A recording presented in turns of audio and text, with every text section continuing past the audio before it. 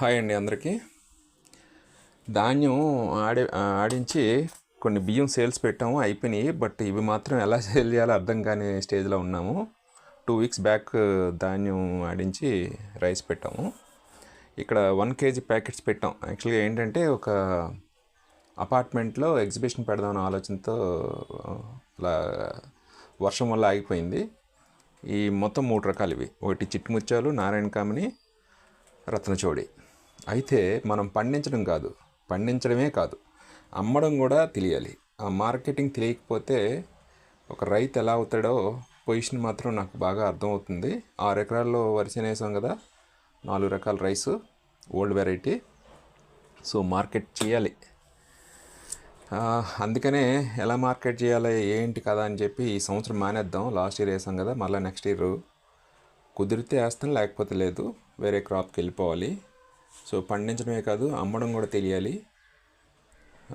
Same way నాకు teaching ఇష్టం, అందుకని బోర్డు కూడా పక్కన పెట్టుకున్నాను. సో అది వేరే టాపిక్లు అండి. ఇవి ఇలాగే ఉండిపోయినాయి. ఇది 2 వారాలు అవుతున్నాయి. 1 kg ప్యాకెట్స్ చేసి ఉంచాం. ఆయిల్ ఉంది, ఆయిల్ కూడా ప్యాకెట్స్ చేసి ఉంచాం. పెడదాం అనుకునే లోపు వర్షం విపరీతంగా పడుతుంది. అది అక్కడ ఎగ్జిబిషన్లో 1000 రూపాయలు. ఏది అక్కడ అపార్ట్మెంట్లో ప్లేస్ అడిగితే వాళ్ళు కామన్గా రెంట్కి ఇస్తారంట 1000 రూపాయలు.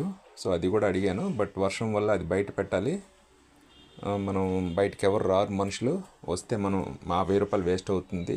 యాడ్కి మళ్ళీ 1000 రూపాయలు అంట, 2000 అన్నీ పెట్టుకున్నాం కానీ బట్ నో యూస్. ఇది విశాఖపట్నంలో నేను పడుతున్న బాధ. అది చూద్దాం. అంటే పండించడమే కాదు, దాని మార్కెటింగ్ కూడా గొప్పగా ఇస్తే కానీ మనుషుల్లోకి వెళ్ళదు. ఎంత కష్టపడి మనం గో ఆధారిత వ్యవసాయం చేసినా దాని యూజెస్ ఏంటనేది ఇప్పుడు ప్రజెంట్ ఉన్న కార్పొరేట్ కంపెనీస్ వాళ్ళ మైండ్ని అంటే వీళ్ళ హ్యూమన్ బీయింగ్ అంటే మనుషుల మైండ్ని ఎలాగ మార్చేయంటే సన్న బియ్యం ఇలా ఉండాలని వాళ్ళు ఏదో ఒక టెంప్లెట్తో వస్తారు. మనం ఏంటంటే నేచురల్గా పండించి గో ఆధారిత కంప్లీట్గా గోమూత్రంతో చేసిన దానికి ఎలా మార్కెట్కి వెళ్ళాలి. ఇంట్లోనే పెట్టుకున్నాను, ఇంతవరకు వెళ్ళలేదు. మరి నెక్స్ట్ ఇయర్కి ఎలాగ నాకు కమింగ్ ఇయర్కి ఎలాగ నాకు పెట్టుబడి. సో అందుకనే ఈ సంవత్సరం గ్యాప్ ఇద్దాం. అయితే అయింది, లేకపోతే లేదు. ఇది పొజిషను. సో చూద్దాం ఒక రైతోడి కష్టం ఎలా ఉందో.